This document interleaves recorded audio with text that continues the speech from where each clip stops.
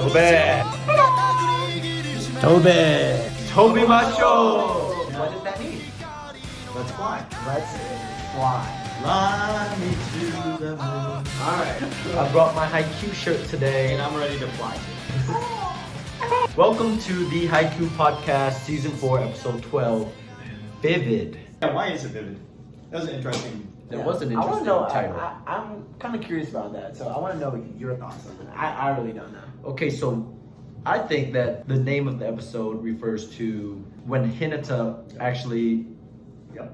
Yeah, when Hinata sees Hoshiyumi, Also play. known as Frost. We're nicknaming him Frost, but his real nickname is the Little Giant. When he saw him play, things became more clear to him on, like, he's so happy to be at Nationals, and I think that it motivated him and helped him to see, like, height is really not as much of a factor as a lot of people thought. And I think that it kind of reinforced what he believed in himself, that he can compete at the highest level if he just, gets good like Hoshiyumi, because that Hoshiyumi is a beast. New favorite player. Did you also think that vivid also meant the understanding of Hinata? I think his comment was at one point he's in the hallway with his teammates and he says, "俺ここに来て本当に良かった," which means something to the extent of, I'm so glad to be here. Yeah. In his typical, innocence and just his love of the game. And then you saw Kageyama with that same look. That's because he also was smiling when he said that. So To me, that's that vivid emotion. yeah, So it's not clear necessarily what their goals are. It's not necessarily the eyes, but man, I love it here. Yeah. There are a couple moments in there in the show that kind of displayed it. One of the things that I think of is when Hinata is like, "I'm gonna go run and give me a T-shirt." It's like, and it's one of those typical. I remember when I first played in a national tournament. That was the first thing I did. I was like, I'm gonna go get a T-shirt. You got to. I never know if I'm gonna be there again. It's like, Memories.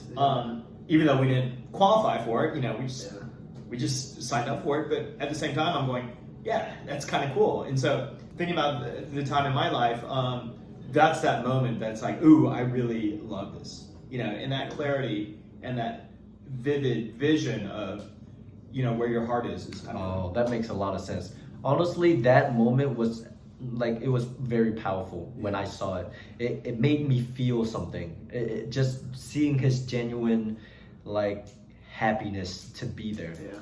And Kageyama was like, he feels the same way as me. When Kageyama shared it, it's like, oh yeah, it's on. Yeah. This team's gonna be really good. So. Yeah. And it was like when he came back with a smile too, because everyone was freaking out that he might get what's Flustered. Yeah, scared, but it actually motivated him to want to be better, and he's ready for the next team, to move on to the next teams. Yeah. He sees that, oh man, this guy is pretty much just as short as me. Yeah. And he's so good. Yeah.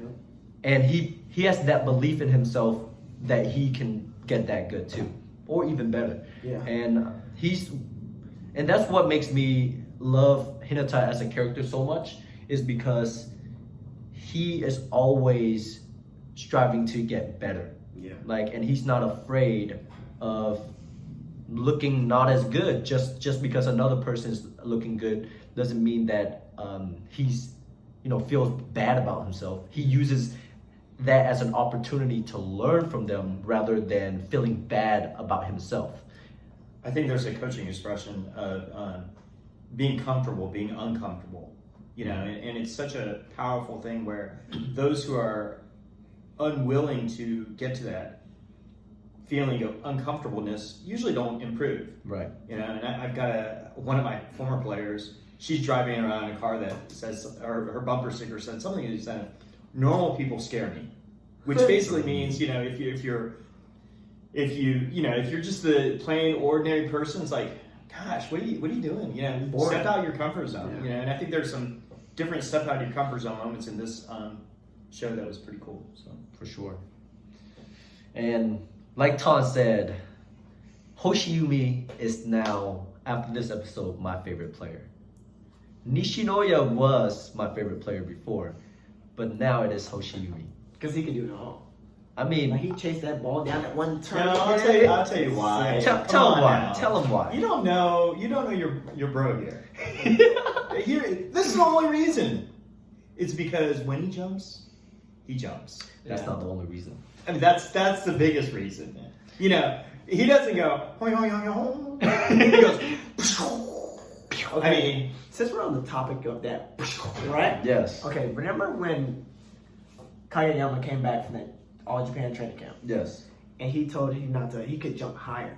Right. Remember that one scene when they were practicing Mhm. and Hinata got that step and then, and then one of the senpais was like, calling Daichi. down. Yeah, and he got the ball just fell in his head. Mm-hmm. How come they never showed us, him trying that again? I think that that's to come. I think. I think that's going to be a flashback in the future when they're going to show him practicing that. That was the question I had earlier. Yeah. Because I really want to see if Hinata has Yeah. improved his approach. And honestly, I think when you think about that, it's not really necessarily you can fly. It's like I could see Hinata going, oh, you were talking more than just jumping. You were talking Right. about upping my whole game, Yeah. not just So I mean, I think we'll see that develop more. I really want to see what that would be a cool flashback. so seeing them excited. practice. Yeah. Yeah. But really, what really got me for him to be my favorite player was his number, his jersey number. Number 5. And I've always related with number 5. It's my favorite number. And my jersey number was 5 when I played. So, that was the tipping point where I always, I thought he was a cool character.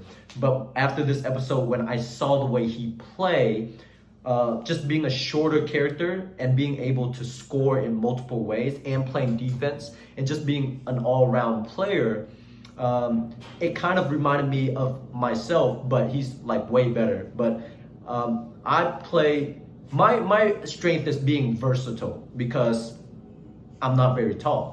So I have to be able to play defense and I have to be able to tip it, to score by tipping and score by hitting around the block or hitting and tooling on the block. I have to... On the block? Off the block? Off the block. Off the block. But I have to be On the block. more creative when it comes to scoring just because I'm smaller. Yeah. So he reminded me a lot of myself, but just at a way higher level. And then he had the number 5. So I was like, oh, that's me. I could see myself as him. But he's just, he's just a beast. I'm not saying that I'm a beast, but You know how he asked Hinata how tall his running vertical was? yes. I wonder how high his So running vertical So let's was. talk about that a little bit. They said that his running vertical was 333 centimeters. Which is what? Wait, did they say running vertical? Yes. Yes, his The running translation. vertical. I think in Japanese they just said how Your reach. high you jump. Oh, how high do you Yeah, I think they just said. Well, how they high never you jump, they never so. measured straight vert. They only measured the running vert. Yeah. On the basketball. I mean, Yeah. so basically, in the translation they said 333 centimeters. 333, which is 10 feet 11. 10, 11. So Hinata reaches 10, 11. That's sick. I'm touching 10 and a half. So, But I'm way taller. I'm 5'9". And Hinata's 5'4". About 5 foot. 5'4" and change. He's 5 inches shorter and touchy. And I looked up, just because I geeked out a little bit, I looked up, a 5'4" person, what would his standing reach be? And the standing reach was 7 feet 1 1/4. Yeah. So basically, his vertical, Mm-hmm. the jump difference. reach minus the standing reach Right. was 46 inches. Really? So- 46 inches. He's got you guys beat. I'm 41. He's definitely got me beat. I'm So, just so he's higher by 5 Yeah. inches. I'm at 30. My max was 39 and a half, almost 40. Then I kind of injured myself. I'm at 38 right now. Yeah. But my standing reach is 7'1 and a half. Okay. It's the same. Yeah. So I just need to get to 10, 11. That's basically what you're born with, though. I mean, it's like. I mean, yeah. I mean, I'm just saying. I mean, I gotta work. It's a nature versus nurture kind of, But Hoshiyumi said that he got him beat. So that means Hoshiyumi probably reaches about 11. Probably. But he's also taller. He's also taller, so it's not necessarily the vertical. Yeah. It's the reach. Yeah, it's but the reach. He has a higher reach. So you wonder, but boy, it's you definitely wonder. I'm sure you can look it up on the internet and ask like that. I know that in the manga,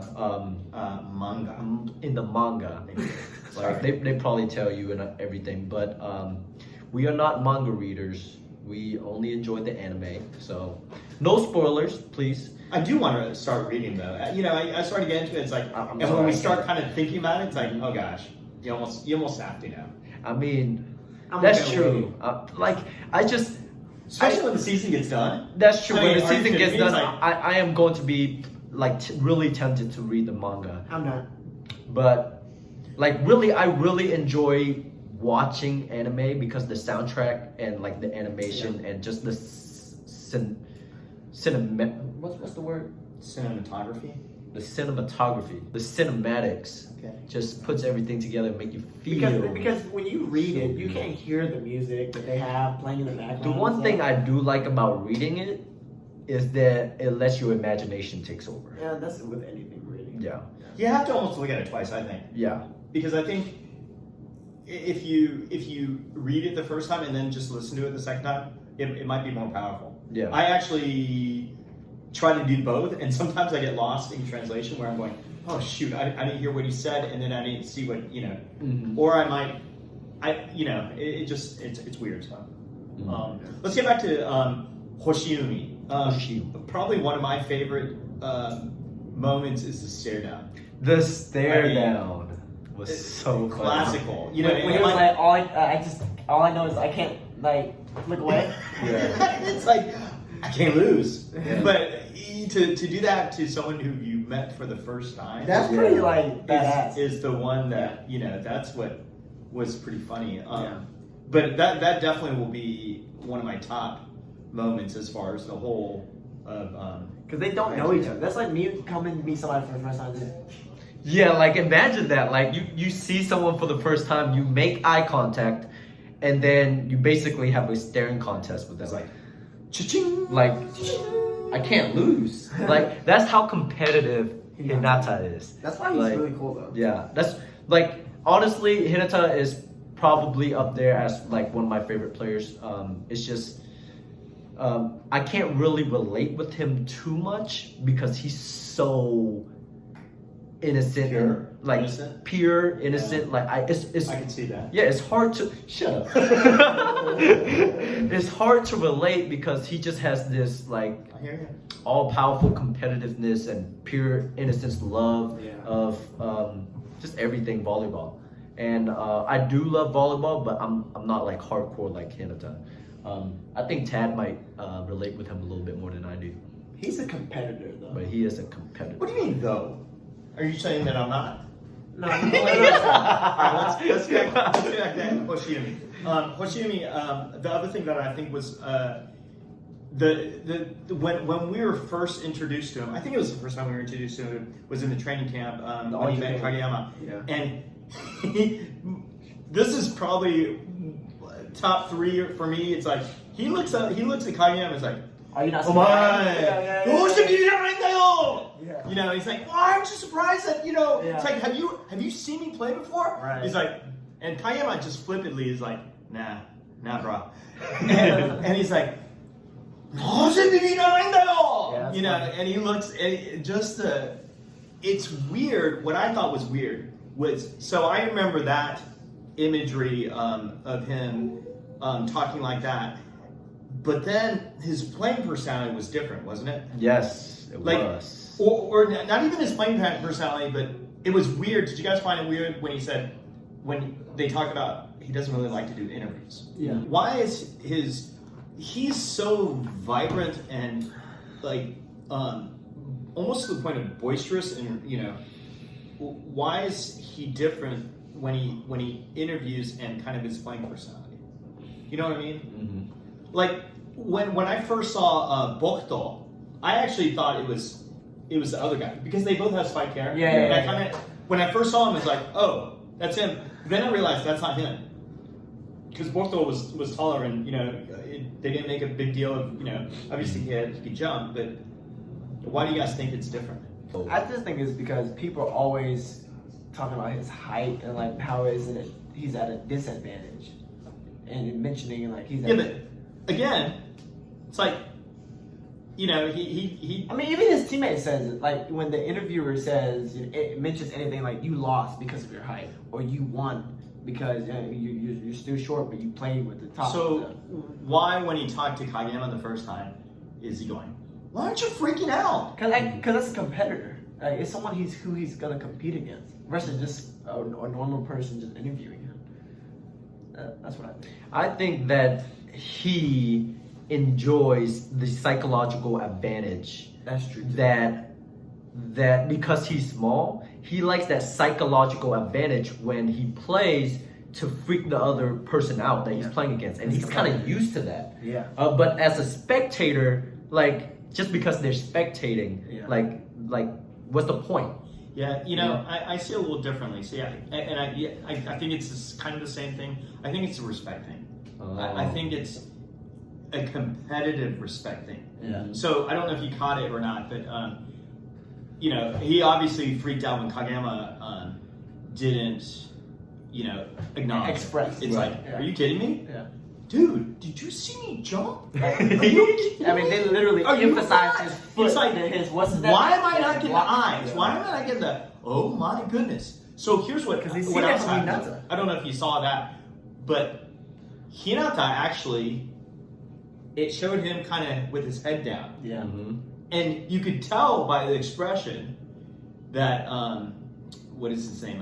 Hinata was smiling. What's his name? Hoshiumi, he basically looked like, wait, why are you not acknowledging? It's the same kind of reaction. Why are you freaking out? Yeah. So I think I do think it's just that competitive respect that he wants. Right.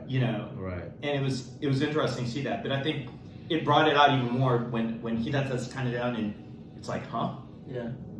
Yeah. He wants Hinata to be pretty much in awe of him. Yeah. Because he wants everyone. He wants everyone. Yeah. And not the interviewers. Right. You know what I'm saying? Not the spectators, but his competitors. Yeah. He wants to freak them out. I think we once again saw that sense of, it doesn't matter what things that you're presented in with life. In this case, for his case, his height. It's what you do with it. And it was cool to see that interview process of, it's like, it doesn't matter how tall I am. It's like, I'm a good player regardless of it. It's like, don't put even though you're this, right? You just say, hey, I'm a good player. Forget that. And maybe it's a little person's mentality. Mm-hmm. Because I think as a little person myself, I see myself as a little person. I hear you. 5'9". Yeah. Yeah. But I mean, in the volleyball, volleyball, is short. It's definitely that mentality of, I mean, same thing with some of the things we have in our lives as far as some of the, not necessarily handicaps, but some of our physical or mental limitations that we have. That it's like, it doesn't matter. I'm gonna do this, and not even though, but I'm gonna do the best I can with whatever challenges that I have. And I'm gonna be good at it, period, versus anyone, not just anyone my height. Yeah. Or my whatever circumstance I have. He did a good job mentioning how he didn't let height interfere with his game. Mm-hmm. They mentioned that, So I love that pretty part. cool. I really love that part. That was one of the top moments for me in this episode was when he basically told the interviewers that, what did he say? He said that just because you're limited by height doesn't make you helpless. Yup. Right? And that really, for Hinata, I don't know how the translation is, you're gonna have to tell me, but Hinata, that was the like that moment where Hinata was like, oh my god, That's how I feel. this is how I've been feeling Yeah, like pretty my whole cool. life. Yeah. So that was a really powerful moment for me. And Wait, did Hinata actually hear the? Yes. Yes. Yeah, Okay. he was I didn't down realize there. that. He was down there when he was. I didn't realize you could actually hear because it didn't seem like Hinata was acknowledging the interview. it didn't look like it, but as soon as Hoshiumi said that phrase, you could clear like all this animation with the seagulls with Hinata like in the middle of it. Yeah. It looked like I'll have to check Hinata. that out. Yeah. Yeah, that's a good point. It looked like Hinata was like, oh my god. And then they at Yeah. the end, they had a little quick flashback of how Hinata was smiling before they went to cut the scene where his head was down, and we thought he was bowing. Yeah. But he was actually smiling and happy. He was like, yes, and then he walks away. Yeah. And then he was like, I do the same thing. Just better. He just does it better. And I'm a middle hitter, not a pin hitter, not a wing spiker. We're gonna try to get Haikyuu jerseys and in the future and do podcasts with it because I just think it would be cool. I'll be Asahi, number 3. Asahi over here, Hoshiumi, Suga. No, the coach, the old coach. No. I would be honored to be the old Coach Ukai. Wait, which one? Coach Like the Ukai. old guy? The Yeah. old guy? Oh, that's just wrong. and trains Hinata outside with the That's girls just- and stuff. Oh, I thought you were talking the mean guy. No. No. Ted, you're not Okay, mean. okay. Well, you can be, well, but you know. No, you can be Suga. Can we talk about Bokuto. Yes. in the small arena? That was so funny. So would one of Bokuto's moment be one of your favorites? It would be. Okay. Just tell us about just it. because he's so cool, you know what I'm saying? He's easygoing, and the fact that his way of thinking, his competitiveness is like, I don't want to be in this small arena. People need to see how good I can play, and only top players think like that. You know what I'm saying? Because if you suck or you're not that great, you don't want to be seen like, okay, I'm glad we're in this small arena, you know, less people. But the way he sees it is, I'm good, I'm great. People need to see how I play. You know what I'm saying? So I thought it was pretty funny and that's pretty cool. So, but then he's also able to get humbled down. You know what I'm saying? And he's reasonable. He can be reasoned. Humbled down? Well, he What can does be that mean? reasoned. Like and his teammates can like.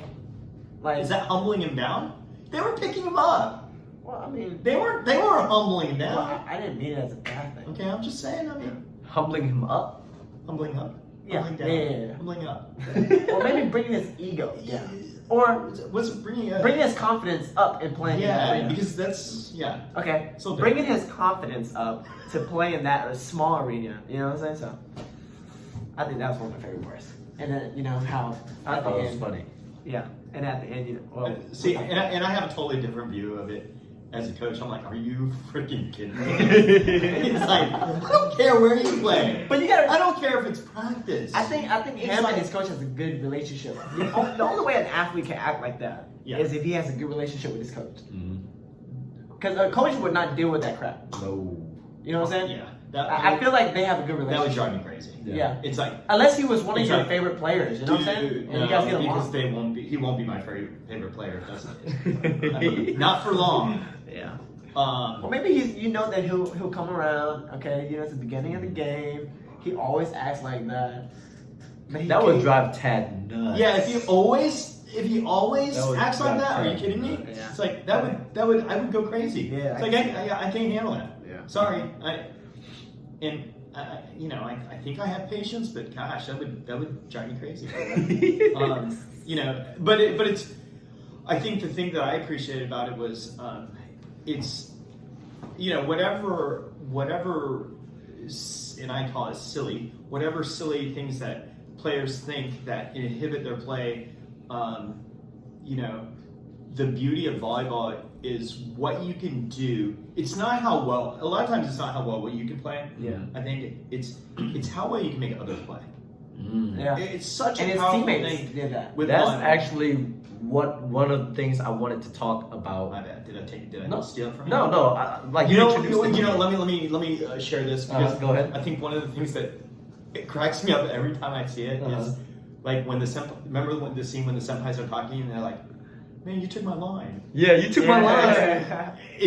It cracks me up every time I see that because it's like, but it wasn't even. You took my line. Yeah. You took the cool way. way I said it, Yeah. or I was gonna say it. And it's like, but He was like, you go. He was like, sorry. Tell me about this sense of bettering your teammates. Yeah. So basically, when I watched that scene, all I could think about was, oh my God, that's so relatable. Because during the season, this is something that we actually talked about and worked on with our team. Yeah. And it's something that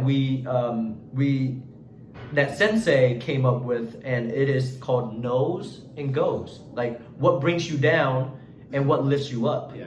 on the court. Yeah. And like I just feel like their team, they have a really good relationship with each other. Yeah. So that's why they know what can bring Bokuto's game up. Yeah. And that's what one of his teammates did, and it worked. Yeah. Which teammate?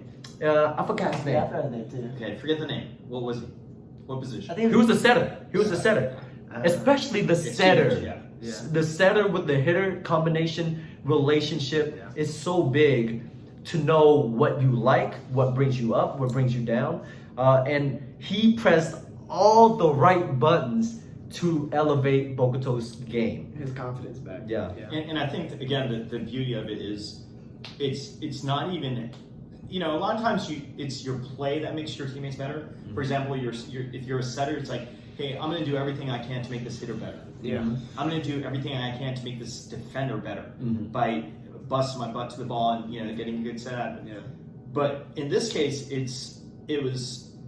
I'm going to do everything I can to say the right things to make my teammate better. Yeah. And even if the player wasn't on the court, if the player was on the bench, if it was from a coach, those are super, super important. And I think we oftentimes, especially on the bench or even in the game, we'll do the passing, we'll do the hitting and things to make each other better from a physical skill standpoint, Mm-hmm. but not necessarily from the mental standpoint. And I think that element, it's what makes Haikyuu so beautiful. So I mean, so those beautiful. type of things that you face all the time. How many times have you had a teammate? Forget this one. Forget this instance of oh my gosh, I'm not in the main arena. I mean, are you kidding me? But just some of the stupid things that your teammates are going through. It's like, dude, you're on the court. Let's play. Yeah. It's like, or it might be thinking about that last play that you hit 10 bricks up. I mean, it's like, hey, that play just finished. Mhm. Right here, next play, give me the ball, let's go. Yeah. I'll get you the ball. I mean, that was pretty cool. Yeah, I think it's so important to know your teammates, Yeah. know what makes them go, what motivates them, what raises their confidence. Yeah. Like when we play with each other, like we communicate how we want each other to, how we talk to each other, and like, hey, like if he has a problem like with me, like I didn't give enough energy for a point, he'll let me know like, hey, you like hyping me up after a good play makes me play even better. Yeah. And that's something that is important to I think as athletes, especially in team sports, I think that's very important. You gotta boost each other's energy up. Yeah. Have you guys ever had that experience? The scene made me remember the number of times that I've experienced, not when I was playing usually, probably because I haven't had so many opportunities in such a big arena. Mm-hmm. Usually those kind of big tournaments are, for adults at least, is one time a year at adult nationals. But for juniors, you do it like almost not every weekend, but maybe 4 or 5 times a year. Maybe that might be pushing it. 3 or 4 times a year. You might do a huge, convention center where you've got, I never anywhere played, from 70 to 100 courts, maybe even more. But have you guys ever experienced that situation where you're the last court? Yes. It's the worst The feeling worst. in the world. The worst. He hasn't experienced it yet. Kind of like when we play grass volleyball, like sometimes we're the last pool to play. Yeah. Everyone's cleared out already. We're just still there. There's literally no one watching you. It's boring. Grass volleyball is way different. What? Yeah, it is way different. Because But- think about the energy when everyone's in there. You can hardly hear, it's like if your teammate's this close, you can't even hear them. And then all of a sudden you can hear everything. Yeah, it is so weird. It's eerie. Yeah. So weird.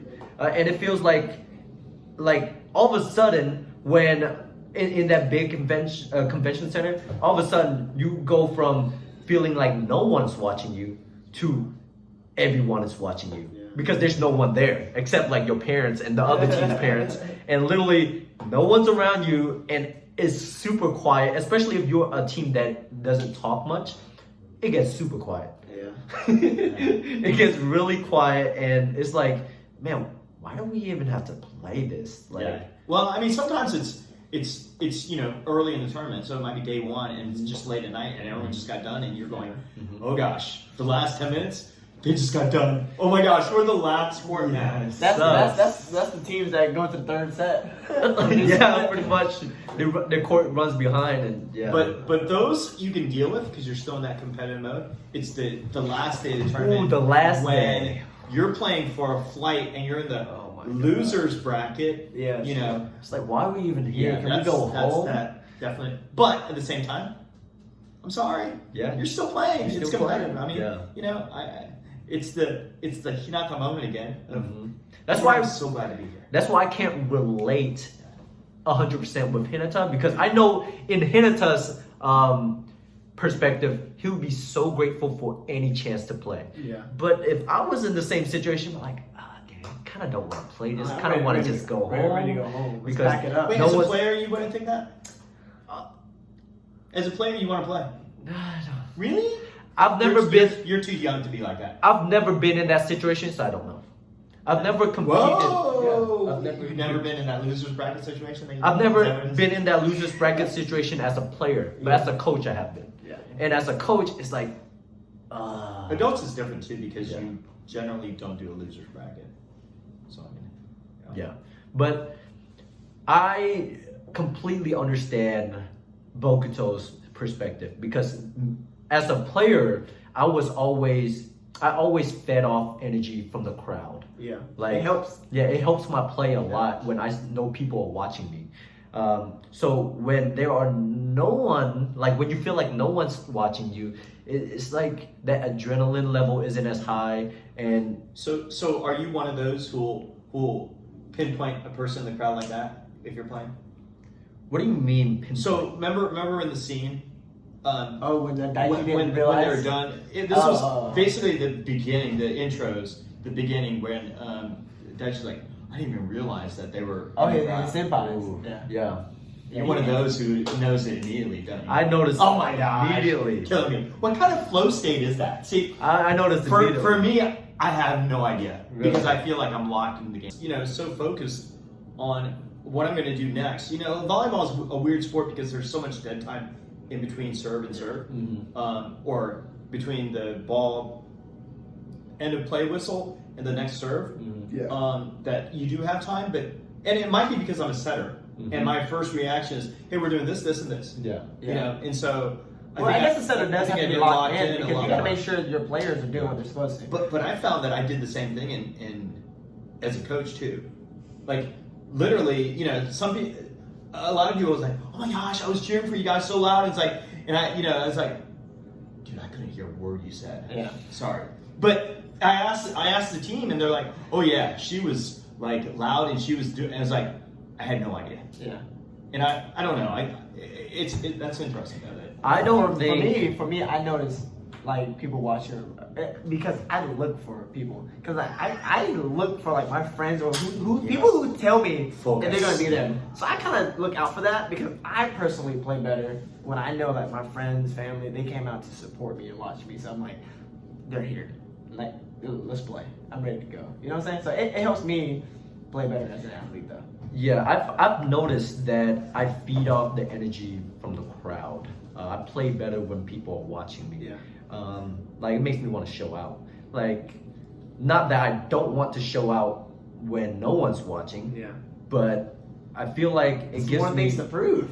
It gives me an extra like gear of adrenaline. Like, oh man, like people watching. I gotta show out. Yeah. And also I understand what you mean about flow state, about being like locked in to the play. I don't think I have enough play experience to kind of get into a flow state or have enough experience in a flow state to actually like do it consistently.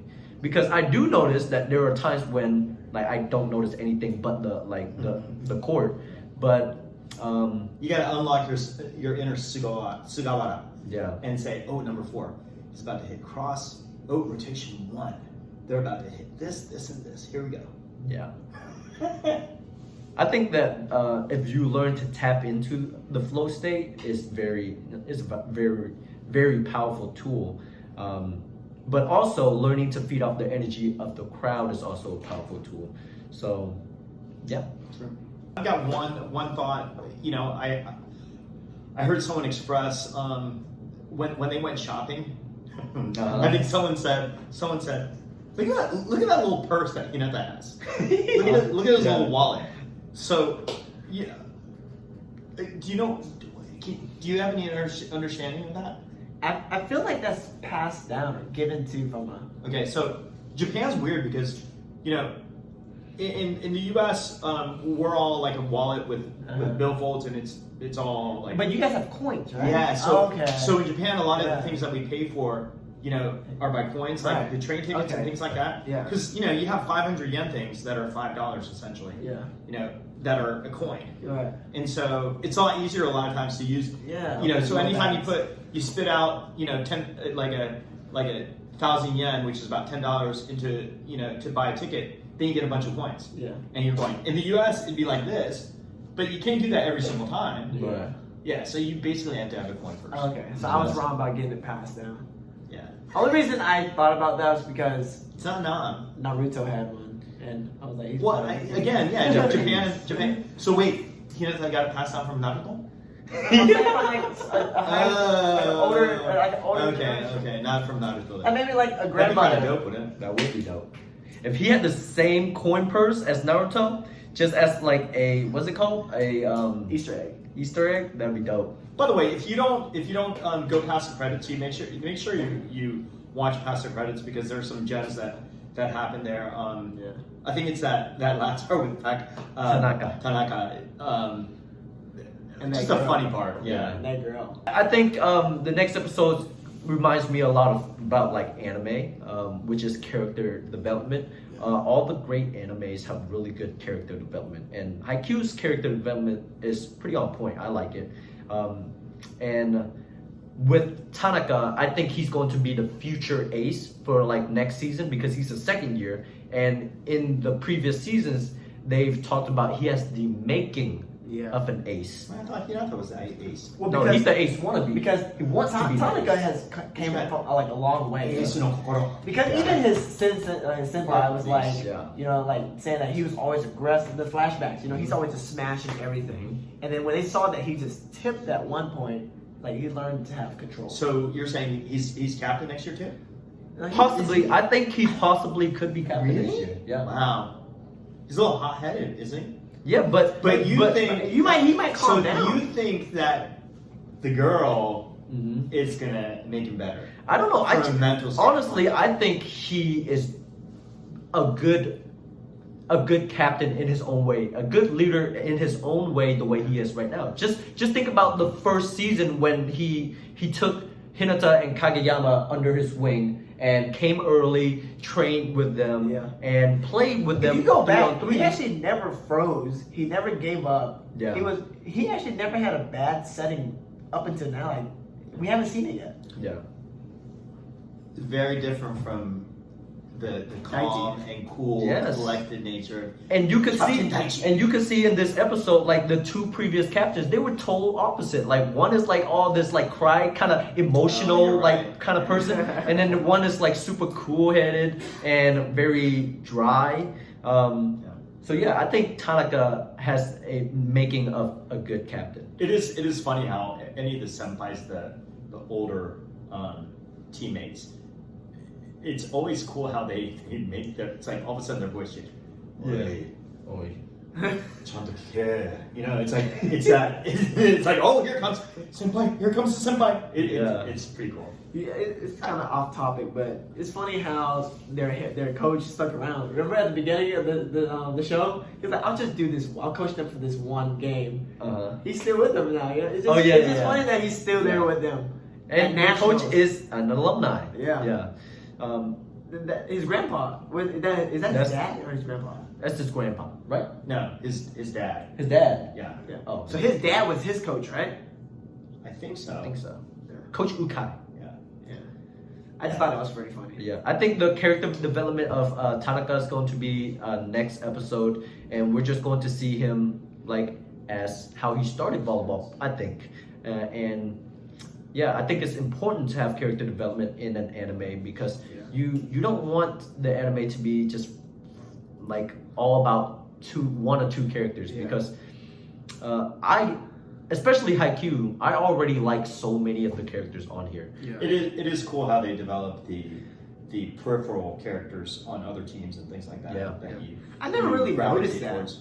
until like you mentioned like character development. I never looked at shows like that. Anime, So bro. that's pretty good. Years of anime watching. Oh my gosh. But Again, I'm not an anime freak. I just love volleyball and I love Haikyuu because of it. Yeah. That's all I'm saying. And he's a I'm super freak athlete. I'm like in between these guys.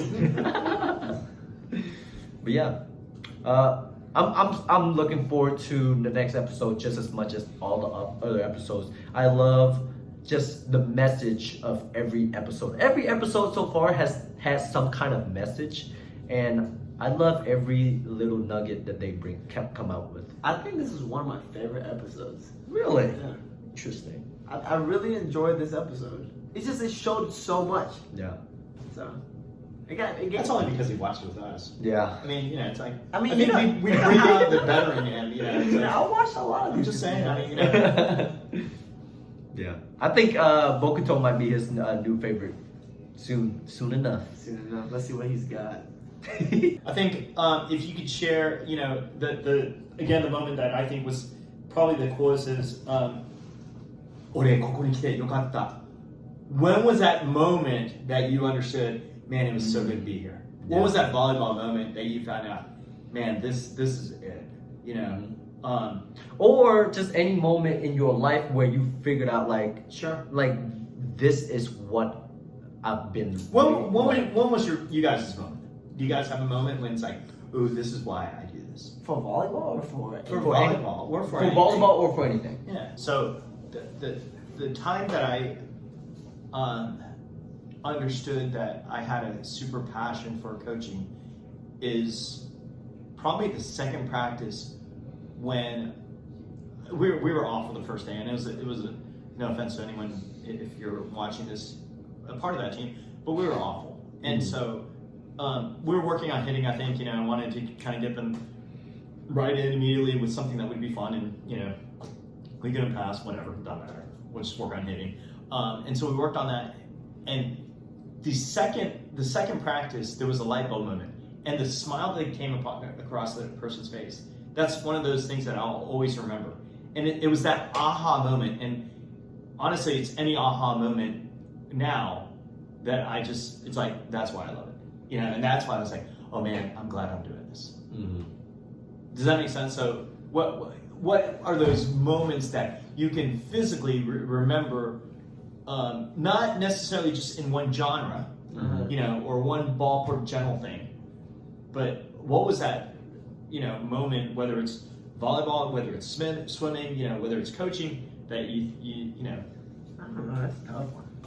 Yeah, Hinata, you know, is not just playing, but he's experienced everything. Yeah. He's experienced, you know, the moment with the, you know, he's And watching. Yeah, you know, and watching other teams and things like that. He's going, man, I'm so happy to be here. Okay, so recently, and like, you know how this is my first year coaching volleyball with you guys, so it's been really fun. But when we were at, I think it was our last tournament. It's fun for him, or for him at least. Yeah, it's like, It was our last, for us, it's hard work. our last tournament. Like when I see our girls doing what we practice, and they are successful at doing it, we get excited, they get excited, and we do our jumpy thing. I'm like, that was so cool. Like, you guys, you girls did it. You know what I'm saying? Like, we practiced that. You guys did. I think for me, the volleyball moment would be that. That would be mine. Because I get pretty, I feel it. Like it's warm. My body gets warm. Like when like the girls do good. When you see them like get that block or that hit, we're like, yes, you know, they're doing a good job. They're giving it their all. So I think that's mine. So I get, because I can. So kind of the same with me. Then. Yeah, because I can get warm. Yeah. Mm-hmm. So because I'll keep it related to volleyball since this is pretty much what it is. For me, it is last year in July. I went to Canada to do a jump certification. And I just had no idea. Like, I didn't know what I wanted to do in my life. I just wanted, jump star. I'm the jump galaxy. This was before I got TikTok famous. I was just trying to search for what did I really want to do in life. Went to take the class, and the coach over there really opened up my eyes on, hey, what does it really mean to be a coach? Not just coaching jumping. He really, like, his style of coaching really rubbed off on me, and like just made me more appreciative of being a coach rather than just coaching skill. It's more about coaching the athlete to be a better person. Like, it's coaching people. And really, that was my aha moment of, this is what I want to do for the rest of my life. When I went to Canada, that was my aha moment of, I'm so happy to be here. And yeah, that was when the light bulb came on, and I was like, this is what I want to do for the rest of my life. Those are cool moments. Thank you guys for tuning in for another episode of the Haikyuu Podcast. Make sure you guys share with us one of those moments in your life, and help us support us grow our channel by liking, subscribing, and commenting on the episode. And share if you care. Share if you care. Yeah. All right. That's important. Thank you. Arigatou gozaimasu. Jane.